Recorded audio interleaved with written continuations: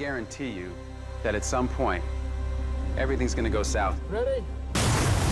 It's life or death for Matt Damon. This is how I end. He's astronaut Mark Watney, abandoned on Mars.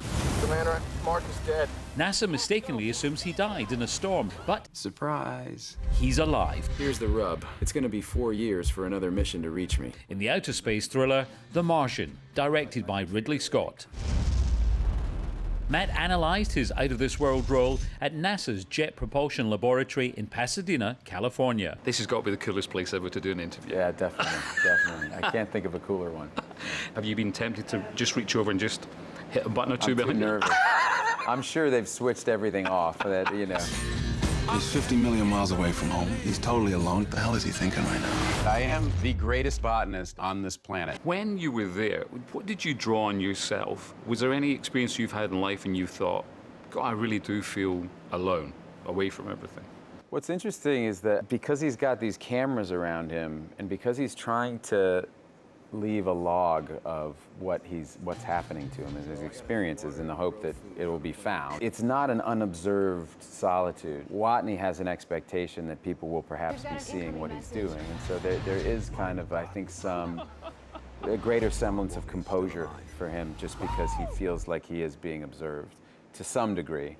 Now, obviously, actors get a script and look through it and go, oh yeah, I'm there, oh, got lines here. In this one, you are, for want of a better description, alone for a heck of a lot. But you've got Sir Ridley Scott there a little bit too. Yeah, I was never really alone. I look off camera and Ridley's right there, so I was in good hands. And really important with such a dramatic movie as well, to get the humor into. Yeah.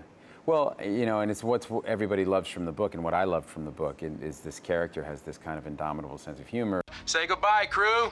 Goodbye, crew. Everyone's a comedian.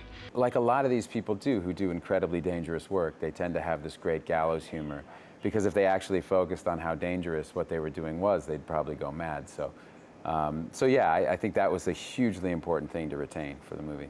Now, when you were a kid, if I'd come to young Matt and said, one day, you'll be on Mars, either on a movie screen or in real life, what would you have said? I would have said my dreams all just came true. Yeah.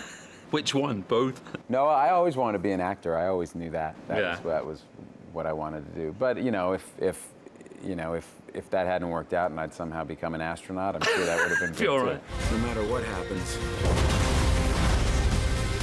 tell the world,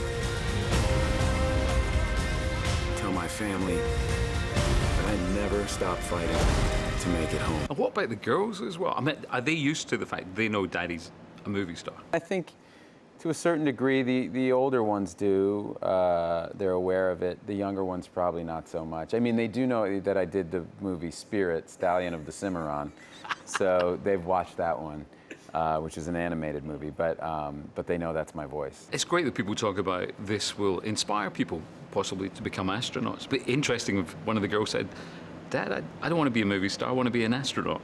Yeah, that would be fantastic. I mean, that would mean first of all, it's so incredibly hard to become one, I mean, because you have to not only be in peak physical condition, but you have to be incredibly smart in order to do this kind of work. And so that would make me very happy if my girls wanted to be astronauts. That would mean we'd done something right. Well done, man. Yeah. Great to see you as always, You man. too. You too. Thank you. Thanks. Cheers. What a lovely bloke, and a really lovely bloke in life too. Oh,